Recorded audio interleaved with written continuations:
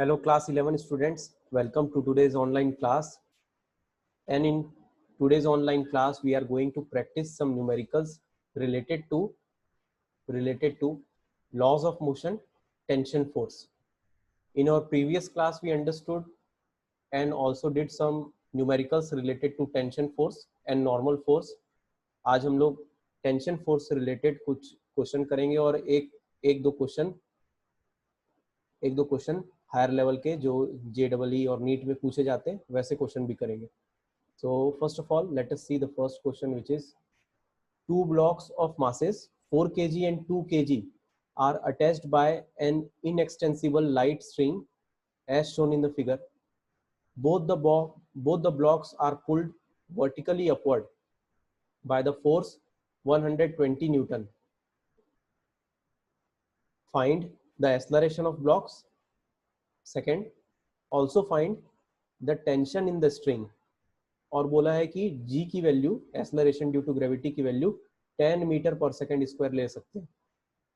ठीक, तो ये क्वेश्चन पूछा है और इसमें डायग्राम नहीं दिया है. ओके, तो डायग्राम को आसान बनाने के लिए मैंने डायग्राम भी शो किया है. क्या बोल रहा है, दो ब्लॉक्स हैं, एक 4 kg का है और एक 2 kg का है. 2 kg का ब्लॉक्स एक स्ट्रिंग से, एक थ्रेड या स्ट्रिंग या धागा इस तरीके से इससे कनेक्टेड है 4 kg का. 2 kg और 4 kg के दो ब्लॉक्स हैं, वो एक स्ट्रिंग से कनेक्टेड है, एक धागे से कनेक्टेड है. और 4 kg वाला जो ब्लॉक है उसको 120 न्यूटन के फोर्स से ऊपर खींच रहे हैं हम लोग. ठीक, इतने फोर्स से हम लोग ऊपर खींच रहे हैं. तो ऑब्वियस सी बात है, ये दो जो वेट है उसको अगर 120 न्यूटन के फोर्स से हम किसी भी फोर्स से ऊपर खींचोगे तो एक एक्सेलरेशन पैदा होगा. मान लो एक्सेलरेशन ए पैदा हो रहा, मान लेते हैं ए, और वो पूछा भी है what is the acceleration of the block. ये दोनों जो है ब्लॉक्स हैं वो एक दूसरे से तार से जुड़े हुए हैं और इनको जब हम खींचेंगे तो ऊपर जाएगा, इसी एक्सेलरेशन से ऊपर जाएगा. हम लोग फोर्स लगाएंगे 120 न्यूटन का. और फिर पूछता है कि ये जो धागा बीच में है, ये थ्रेड जो है, ये स्ट्रिंग जो है, स्ट्रिंग बोलेंगे उसको, उसमें कितना टेंशन क्रिएट हो रहा है. टेंशन क्या है? Tension is a force generated in rod, string, thread, rope. इसमें क्या है, तनाव जो पैदा होता है उसको कैलकुलेट करना है हमें. तो चलो सबसे पहले व्हाट इज गिवन. दो मासेस दिए हुए हैं यहाँ पे, दो ब्लॉक दिए हुए हैं ना. पहला ले लेते हैं 4 kg का है, दूसरा है 2 kg का. 4 kg और 2 kg, M1 M2 ले लिए. F is equal to 120 newton, force की वैल्यू 120 न्यूटन. और दो चीज पूछा है, कैलकुलेट करना है एक्सेलरेशन कितना होगा और टेंशन कितना होगा. तो A is equal to question mark, T is equal to question mark to find. चलो सबसे पहले क्या स्ट्रेटेजी होनी चाहिए. सबसे पहले तो हमारी स्ट्रेटेजी यही है कि हम लोग सेपरेट दो ब्लॉक्स जो दिए हुए हैं उनका अलग अलग फ्री बॉडी डायग्राम बनाएंगे. याद है फ्री बॉडी डायग्राम का अगर फ्री बॉडी डायग्राम कैसे बनाते हैं या बनाना नहीं जानते तो पिछला वीडियो जरूर देखना. पिछला वीडियो में मैंने बताया फ्री बॉडी डायग्राम बनाना पड़ेगा, उससे ही आपको समझ में आएगा क्या होता है free body diagram. Free body diagram किसी भी बॉडी का जितने भी उसमें फोर्स काम कर रहे हैं, जो भी उसमें मोशन क्रिएट हो रहा है, उसको हम लोग शो करने के लिए एक डायग्राम बनाते हैं, उसको हम लोग फ्री बॉडी डायग्राम बोलते हैं. अगर नहीं जानते तो आज के में प्रैक्टिस कर सकते हैं. सबसे पहले तो ये देखते हैं कि टोटल मास कितना है. एक 4 kg का है और एक 2 kg का है. टोटल कितना मास हुआ दोनों सिस्टम का. एक सिस्टम मान लेते हैं, दोनों को मिलाकर क्या हुआ 6 kg. M is equal to M1 plus M2, ये हो जाएगा M is equal to 4 plus 2 यानी कि 6 kg. मतलब दोनों मासेस को थ्रेड से जुड़ा हुआ एक साथ बोल सकता हूँ मैं. दोनों को फोर्स लगा रहा हूँ, दोनों के ऊपर एक फोर्स लगा रहा हूँ 120 न्यूटन का. तो चलो net force acting on the system, कितने फोर्स लग रहे हैं इस पे ध्यान देते हैं. हाँ भाई, उसका खुद का वजन भी तो होगा जो नीचे की तरफ जाएगा, है ना. तो अपवर्ड फोर्स है 120 न्यूटन का. डाउनवर्ड फोर्स ऑफ वेट, अरे डाउनवर्ड फोर्स भी तो है उन लोग का, खुद का वजन से नीचे जाएंगे उन लोग, नीचे उन लोग को फोर्स लगेगा. क्या है वो, M1 प्लस M2 इंटू जी. हाँ भाई, mg कितना होता है, वेट होता है. mg क्या होता है, वेट होता है. हाँ, तो M1 प्लस M2 इंटू जी, दोनों का मिलाकर वेट. मान लो उसको मैं FD बोल रहा हूँ, या W भी लिख सकता था मैं यहाँ पे. वेट को हम लोग W से शो करते हैं ना. FD फोर्स, डाउनवर्ड फोर्स लिख दिया हूँ, या WD भी लिख सकते हैं या FD भी लिख सकते हैं। क्या हो जाएगा, M1 प्लस M2 6 के बराबर है। अरे अभी देखे थे, M इंटू जी की वैल्यू 10 ले लो आप बोले तो 6 इंटू 10 60 न्यूटन। इसका मतलब हो क्या रहा, इसका मतलब क्या हो रहा, अपवर्ड फोर्स काम कर रहा है 120 न्यूटन का, डाउनवर्ड फोर्स काम कर रहा है 60 न्यूटन का। ठीक, तो अपवर्ड फोर्स 120 न्यूटन का है, डाउनवर्ड फोर्स 60 न्यूटन का है, तो इससे बचा हुआ फोर्स, इससे इन दोनों के खींचतान में जो फोर्स बच रहा होगा वही इसको एक्सेलरेशन प्रोवाइड करेगा। मतलब net force is equal to total mass into net acceleration.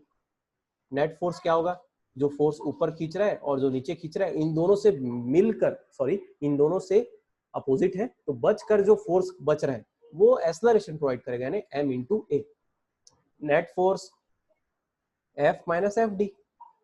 अरे एक फोर्स ऊपर खींच रहा है, एक फोर्स नीचे जा रहा है, दोनों एक दूसरे के अपोजिट है, तो जो बच रहा होगा, जो बड़ा होगा फोर्स, उसी की तरफ में तो एक्सेलरेशन होगा, तो ऊपर वाला फोर्स बड़ा है ना, F बड़ा है, क्या है उसकी वैल्यू 120 न्यूटन है और इसका तो 60 न्यूटन है, M इंटू ए के बराबर हो जाएगा, वो वही उसको एक्सेलरेशन प्रोवाइड करेगा। यानी कि A इज इक्वल टू क्या होगा, F minus FD upon M। अरे M को इधर ले आया मैं, तो A is equal to F minus FD upon M। Acceleration पता करना है, चलो एक्सेलरेशन पहला पूछा है ना, एक्सेलरेशन पता करो। ठीक, तो 120 F की वैल्यू, FD की वैल्यू 60, वेट है अपना अपॉन 6, यानी 60 अपॉन 6 यानी कि 10 मीटर पर सेकेंड स्क्वायर। इतना एक्सेलरेशन मिलेगा, वो दोनों ऑब्जेक्ट जो बंधे हुए धागे से, वो इतने एक्सेलरेशन से ऊपर की ओर जाएंगे, दोनों के दोनों एक साथ ऐसे 10 मीटर पर सेकेंड स्क्वायर की एक्सेलरेशन से ऊपर जाएंगे उन लोग। ठीक, तो हमारा पहला आंसर मिल गया, पहला एक्सेलरेशन पता करना था, ए की वैल्यू पता चल गई। अब हम लोग चलते हैं टी की वैल्यू पता करने के लिए, टेंशन इन द थ्रेड। कोई भी एक ऑब्जेक्ट ले लो, दोनों में से, दोनों ब्लॉक में से कोई एक ब्लॉक ले लो। आसान ये होगा कि हम लोग पहला वाला ऊपर वाला ब्लॉक लें, क्यों, क्योंकि उसके ऊपर फोर्स भी काम कर रहा है। ठीक, तो हम लोग फ्री बॉडी डायग्राम बनाते हैं फर्स्ट बॉडी का। Free body diagram of first body, पहला वाला बॉडी जो 4 kg का ऊपर का बॉडी था ना, ऊपर का ब्लॉक था 4 kg का, उसका बनाते हैं। उसमें क्या क्या फोर्स काम कर रहा है, एक फोर्स जो 120 न्यूटन का है उसको ऊपर खींच रहा है, वो फोर्स काम कर रहा है। उसका खुद का वेट नीचे की ओर, खुद का वेट यानी 4 kg का खुद का वेट, 4 kg वाला ना, टोटल वेट नहीं ले लेना। और जो धागे में, जो थ्रेड में या स्ट्रिंग में टेंशन है, वो भी उसको नीचे खींच रहा है। अरे हाँ भाई, इसके नीचे एक और वजन है ना, वो टेंशन क्रिएट कर रहा होगा, तो टी भी।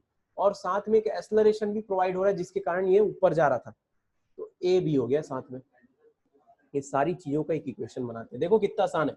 देखो फ्री बॉडी डायग्राम से कैसे एक्सेलरेशन का सॉरी कैसे इक्वेशन बनता है। ऊपर जो जा रहा है फोर्स उसको पॉजिटिव ले लो, नीचे जो जा रहा है फोर्स उसको नेगेटिव ले लो।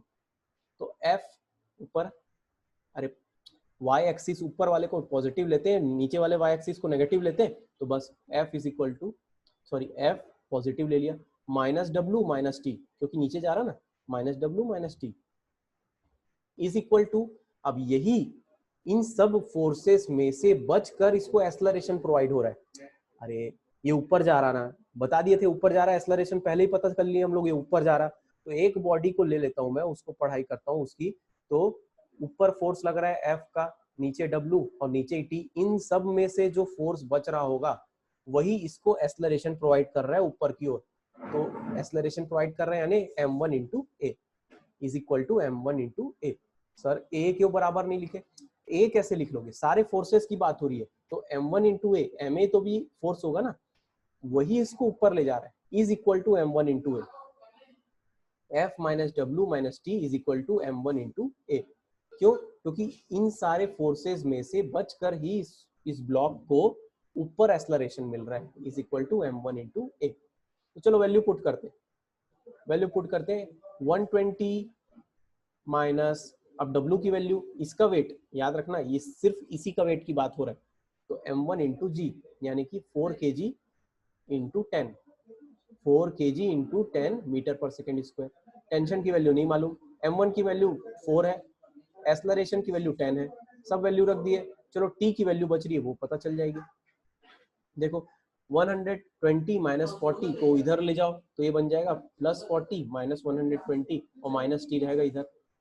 80 40 40 80 बन जाएगा, -120, 80 -120 -40, तो टेंशन की वैल्यू हो जाएगी 40 न्यूटन। टेंशन की वैल्यू हो जाएगी 40 न्यूटन। टेंशन की वैल्यू हो जाएगी 40 न्यूटन। ये हो गई, ये वैल्यू आ गई हमारी टेंशन की भी। एक्सेलरेशन भी पता चल गया और टेंशन भी पता चल गया। बनेगा ऐसा है, बनेगा ऐसा न्यूमेरिकल। ऐसे न्यूमेरिकल बनने चाहिए। ऐसे न्यूमेरिकल बोर्ड हमारे एग्जाम में पूछते हैं, साथ ही नीट जेडब्ल्यू में भी पूछ लेते हैं। एक दो क्वेश्चन करेंगे। नेक्स्ट क्वेश्चन भी देखते हैं। नेक्स्ट क्वेश्चन देखना। नेक्स्ट क्वेश्चन जो पूछ रहा है, ये क्वेश्चन जेडब्ल्यू में पूछा गया था, एडवांस में क्वेश्चन पूछा गया। A monkey of 20 kg, 20 kg का एक बंदर है, is holding a vertical rope. The rope can break when the mass of 25 kg is suspended from it. बोल रहा है कि 20 kg का एक बंदर है जो एक रस्सी को पकड़कर, रस्सी को पकड़ा हुआ है, और वो रस्सी 25 kg के मास अगर उस रस्सी में लटका दिया जाए तो वो टूट जाएगी, टूट सकती है। What is the maximum acceleration with which the monkey can climb up along the rope?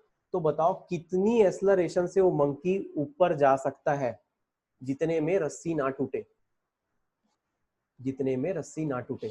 अरे हाँ भाई, आप सोचोगे 20 kg का तो बंदर है, वो ऊपर जाते जाएगा तो रस्सी नहीं टूटेगी, क्योंकि 25 kg पे ही टूटना चाहिए, हमने बोल दिया। नहीं, मगर जब वो बंदर ऊपर जाएगा, किसी एक्सेलरेशन से ऊपर जाएगा, तो एक और फोर्स क्रिएट होगा उसके ऊपर, एक और फोर्स क्रिएट होगा उस रस्सी के ऊपर, टेंशन और बढ़ेगा। क्यों बढ़ेगा? क्योंकि एक फोर्स होगा जो मास इनटू एक्सेलरेशन के बराबर होता है, और उससे वो फोर्स, उस फोर्स और उसका वेट दोनों ऐड होके वो रस्सी को तोड़ देंगे। नहीं समझ में आया मैंने क्या बोला? अगर एक रस्सी से मंकी लटका रहे, वो बंदर लटका रहे जो कि 20 kg का बंदर है, तो वो रस्सी नहीं टूटेगी, क्योंकि 25 kg में टूटना चाहिए वो रस्सी को, रोप को। मगर जब वो बंदर मूव करने लगा, अपने आगे बढ़ने लगा किसी एक्सेलरेशन से, तो एक और फोर्स क्रिएट होगा जो कि mass into acceleration, F is equal to M into a के बराबर होगा। और वो बंदर का वेट और साथ में वो फोर्स दोनों मिलकर टेंशन से ज्यादा हो जाएंगे, जो टेंशन सह सकता है वो रस्सी, और वो टूट जाएगा रस्सी, वो रोप टूट जाएगा। देखो इस डायग्राम के थ्रू समझो। ये देखो, ये रस्सी लटकी हुई है, इसमें एक बंदर लटका हुआ है ना, लटका बस है, अभी मूव नहीं कर रहा है ना। देखो मैंने लिखा भी है, when monkey is not moving, तो क्या होगा? एक टेंशन क्रिएट हो रहा जो ऊपर के डायरेक्शन में है, और नीचे के डायरेक्शन में वेट है मंकी का, मंकी का वेट है ना। अभी नहीं टूटेगा ये रस्सी, क्यों? क्योंकि वेट, ये रस्सी सह सकता है 20 kg तक का मास, सॉरी 25 kg तक का मास, और मंकी 20 kg का है। अभी जब तक वो मूव नहीं कर रहा, नहीं टूटेगा। कितने एक्सेलरेशन से वो मूव करे कि ये रस्सी टूट सकता है? या फिर ऐसा बोलो, कितने एक्सेलरेशन, मैक्सिमम कितने एक्सेलरेशन तक वो मूव कर सकता है ताकि रस्सी ना टूटे, रोप ना टूटे, वो पता करना है हमें। तो क्या पूछा है और क्या दिया है? Mass of monkey m is equal to 20 kg, maximum mass m max, जितना रस्सी सह सकता है, वो रोप सह सकता है, वो हो गया 25 kg। एक्सेलरेशन मैक्स पता करना है, कितना एक्सेलरेशन मैक्सिमम वो मंकी अटेन कर सकता है, या फिर कितने एक्सेलरेशन से ऊपर जा सकता है, तो ए मैक्स पता करना है। ये क्वेश्चन देख के लग रहा है कि बहुत कठिन, मगर है नहीं। आगे बढ़ते देखो। सबसे पहले तो ये पता करते हैं maximum tension on which the rope breaks, कितना मैक्सिमम टेंशन पड़ेगा रस्सी पर तब जाके वो ब्रेक हो जाएगा। तो हम लोग को मालूम है मैक्सिमम टेंशन जो होगा वो फोर्स के कारण ही क्रिएट होगा। अरे रस्सी में कितना टेंशन क्रिएट होता है? जितना फोर्स नीचे के डायरेक्शन में होता है, उतना ही टेंशन ऊपर के डायरेक्शन में क्रिएट होता है जितना नीचे के डायरेक्शन में फोर्स क्रिएट होता है। तो नीचे के डायरेक्शन में कितना फोर्स क्रिएट हो सकता है? मास इनटू एक्सेलरेशन। नीचे के डायरेक्शन का एक्सेलरेशन क्या होगा? हमारा एक्सेलरेशन ड्यू टू ग्रेविटी, है ना। और मैक्सिमम मास दिया हुआ है, तो maximum mass into acceleration due to gravity, maximum tension बता सकता है हमको। मैक्सिमम टेंशन कैलकुलेट कर लेते हैं, जितना टेंशन पे वो रोप ब्रेक हो सकता है। तो एम मैक्स की वैल्यू 25 और एक्सेलरेशन ड्यू टू ग्रेविटी की वैल्यू 10, तो टी मैक्स अपना निकल गया 250 न्यूटन। यानी कि 250 न्यूटन के टेंशन पे वो रोप टूट जाएगा। 250 न्यूटन तक का सह सकता है, उससे ज्यादा में टूट जाएगा। 250 न्यूटन के टेंशन को सह सकता है वो रोप, उससे ज्यादा में टूट जाएगा। कैसे पता किया? क्योंकि एम मैक्स मेरे को बता रखा था, इतने मैक्सिमम मास को वो रस्सी सह सकता है, उससे ज्यादा नहीं सह सकता। तो हम लोग ने टेंशन पता कर लिया, मैक्सिमम टेंशन। अब हम लोग फ्री बॉडी डायग्राम बनाते हैं। देखो फ्री बॉडी डायग्राम में टी मैक्स अपने को पता चल गया, इतने मैक्सिमम टेंशन को रस्सी सह लेगा। बंदर का खुद का वजन W हो गया नीचे के डायरेक्शन में। अब सीधी सी बात है, अब कितना एक्सेलरेशन ये मंकी पैदा कर सकता है, कितना मैक्सिमम एक्सेलरेशन से ऊपर जा सकता है। क्या डिपेंड करेगा उस पे? ऑब्वियस सी बात है, ऊपर जाएगा तो टी मैक्स बढ़ेगा और W कम होगा, तभी उसको एक्सेलरेशन मिल पाएगी। अरे ऊपर का फोर्स ज्यादा हो, नीचे का फोर्स कम हो, तभी तो वो ऊपर जाएगा ऑब्जेक्ट, है ना। तो इसी हिसाब से हम लोग फॉर्मूले पे लगाते हैं T max minus W. T max minus W, ऊपर भी खिंचाव आ रहा है, नीचे भी खिंचाव आ रहा है, दोनों में से जो ज्यादा होगा उधर के डायरेक्शन में एक्सेलरेशन होगा। आप ये सोचो ना, आप मंकी के तरीके से मत सोचो, मंकी ताकत लगा रहा है तब ऊपर जा रहा है ना, वो बात अभी नहीं सोचेंगे, वो अगले चैप्टर में सोचेंगे, एनर्जी वर्क एंड पावर में। अभी तो आपका फ्री बॉडी डायग्राम ये बता रहा है कि टी मैक्स ऊपर के डायरेक्शन में, वेट नीचे के डायरेक्शन में, एक्सेलरेशन ऊपर तरफ कितना मिलेगा मैक्सिमम। तो टी मैक्स ले लिए, तो अब जो एक्सेलरेशन मिलेगा वो मैक्सिमम मिलेगा हमको, क्योंकि रस्सी टी मैक्स में टूट जाएगी, टी मैक्स से ज्यादा में टूट जाएगी, तो जितना एक्सेलरेशन सह सकता है रस्सी वो ए मैक्स होगा। तो टी मैक्स माइनस डब्ल्यू, ऊपर का फोर्स माइनस नीचे का फोर्स, दोनों में से जो बड़ा होगा उस डायरेक्शन में वो जाएगा, is equal to M into A max. अब मास कौन सा ले, मैक्सिमम मास ले कि हम बंदर का मास लें? बंदर ऊपर जा रहा है ना, तो बंदर का मास लेंगे जो कि 20 kg दिया हुआ था। वेट ऑफ मंकी हम नहीं निकाले, मगर निकाल लेंगे m into g. M into g, weight is equal to M into g. तो मंकी का मास कितना हुआ, मंकी का वेट एम इंटू जी। तो 250 अभी निकाले थे, डब्ल्यू की वैल्यू एम इंटू जी हो जाएगी, mass m a max. 250 minus 20 into 10, 20 mass हो गया बंदर का 20 kg, और 10 ले लिए हमने acceleration due to gravity metre पर सेकंड स्क्वायर में। मीटर 20 मीटर बोल रहा हूँ, मास 20 इंटू ए मैक्स की वैल्यू निकालना है। ये मास वही है मंकी का मास। 250 माइनस 200 50 हो गया, 20 यही रह गया। ए मैक्स हमको निकालना है, तो ए मैक्स मतलब मैक्सिमम एक्सेलरेशन जो बंदर ऊपर जाने के लिए लगा सकता है बिना रस्सी को तोड़े। 50/20 हो गया, देखो 50 इधर ही, 20 को इधर ले जाओ तो 50/20, ए मैक्स अकेला छूट गया, 0 0 कैंसिल हुआ, 5/2 बचा, यानी 2.5 मीटर पर सेकंड स्क्वायर। इसका मतलब क्या हुआ, इतना maximum acceleration, the maximum acceleration with which the monkey can climb rope is 2.5 metre पर सेकंड स्क्वायर। 2.5 मीटर पर सेकंड स्क्वायर के मैक्सिमम एक्सेलरेशन से ऊपर जा सकता है। उससे ज्यादा एक्सेलरेशन से गया तो रस्सी टूट जाएगी। क्यों? क्योंकि टेंशन बढ़ जाएगा, रस्सी का टेंशन बढ़ जाएगा, उससे ज्यादा वो सह नहीं पाएगा। बता दिया क्वेश्चन में, क्वेश्चन में टेंशन के फॉर्म में नहीं बताया है, मास के फॉर्म में बता दिया है कि इससे ज्यादा मास में वो टूट जाता है। क्यों? क्योंकि उसमें ज्यादा टेंशन क्रिएट हो जाता है। आया क्वेश्चन समझ में? नहीं आया तो रिवर्स करके फिर से सुनिए। ऐसा ही एक क्वेश्चन, ऐसे ही कुछ मतलब सेम टाइम के नहीं, टेंशन से रिलेटेड एक क्वेश्चन मैं आपको शो कर रहा हूँ, इसको सॉल्व करने की कोशिश करें।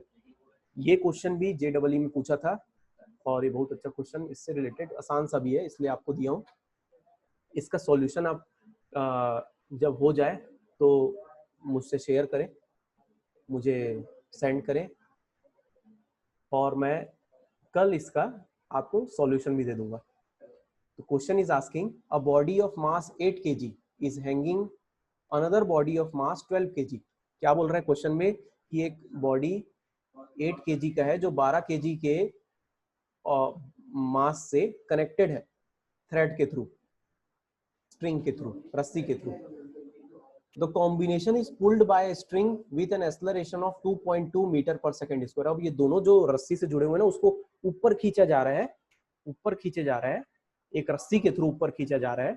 कितना एक्सेलरेशन से? 2.2 मीटर पर सेकंड स्क्वायर के। तो पूछ रहा है कि टेंशन T1 एंड T2 कितना होगा अगर G की वैल्यू को 9.8 मीटर पर सेकंड स्क्वायर ले लिया जाए तो कितना होगा? ए ऑप्शन दिया हुआ है 200 Newton, 80 Newton, 220 Newton, 90 Newton. T1 और T2 की वैल्यू पूछ रहा है। 240 न्यूटन, 96 न्यूटन, 260 न्यूटन, 96 न्यूटन। इन चारों ऑप्शन में से क्या होगा? देखो ये डायग्राम भी दिया हुआ है, ये डायग्राम क्वेश्चन में ही दिया हुआ है ना। 12 केजी का एक मास है और 8 केजी का मास है, दोनों को रस्सी से ज्वाइन कर दिया गया है। और इन दोनों सिस्टम को, इन दोनों सिस्टम मतलब 12 केजी और 8 केजी का जो मास है, दोनों एक दूसरे से जुड़े हुए रस्सी से, उस सिस्टम को एक और रस्सी से ऊपर खींचा जा रहा है। तो ऑब्वियस सी बात है, यहाँ पे टेंशन क्रिएट हो रहा है, यहाँ पे T1 टेंशन क्रिएट हो रहा है और यहाँ पे T2 टेंशन क्रिएट हो रहा है। और क्योंकि ये ऊपर जा रहा है, बता दिया है एक एक्सेलरेशन ए से, ए एक्सेलरेशन 2.2 क्वेश्चन में दिया हुआ है भाई, 2.2 मीटर पर सेकेंड स्क्वायर के एक्सेलरेशन से ये पूरा सिस्टम ऊपर जा रहा है, ये दे चुका है। तो T1 और T2 की वैल्यू इनमें से क्या होगी? ये T1 ये T2, ये T1 ये T2, या ये T1 ये T2, या फिर 260 या 96। ये कैलकुलेट करना है हमें। ये कैलकुलेट करने के लिए आपको क्या करना पड़ेगा?